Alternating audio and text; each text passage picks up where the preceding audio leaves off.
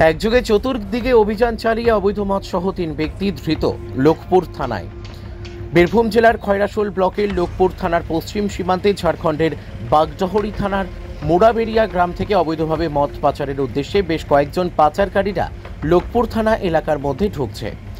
এরূপ তথ্য গোপন সূত্রে পাওয়া মাত্রই লোকপুর থানার ওসি সায়ন্তন ব্যানার্জি টহলরত মোবাইল ভ্যান সহ অন্যান্য গাড়ি ও পুলিশ দিয়ে ঝাড়খণ্ডের মোড়াবেড়িয়া সীমান্তবর্তী লোকপুর থানার বিভিন্ন রাস্তায় বিশেষ নজরদারি চালানোর নির্দেশ দেন। সেই মোতাবেক পুলিশ ফাঁদ পেতে পৃথক পৃথক 3টি জায়গা থেকে অবৈধ মদ সমেত 3 ব্যক্তিকে গ্রেপ্তার করা হয় একটি সাইকেল সহ। জানা যায় শুক্রবার রাতের দিকে একযোগে চতুর্দিকে অভিযান চালাতেই এই সাফল্য বলে মনে করা হচ্ছে। এএসআই নয়ন ঘোষ স্থানীয় থানার ভাদুলিয়া গ্রামের সুকুমার ডোম নামের এক ব্যক্তিকে নাইলন থলের মধ্যে থাকা 15 লিটার চোলাই সহ আটক করা হয় বারাবন জঙ্গল মোড়ে।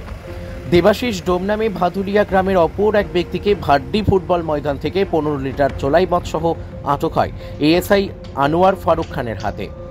অন্যদিকে রূপুসপুর গ্রামের বামাচরণ বাগদি সাইকেল সহযোগে যাবার পথে 22 লিটার চোলাই মদ হরিকাবাদ মোড়ে ধরা পড়ে এএসআই অরূপ কুমার দাসের হাতে।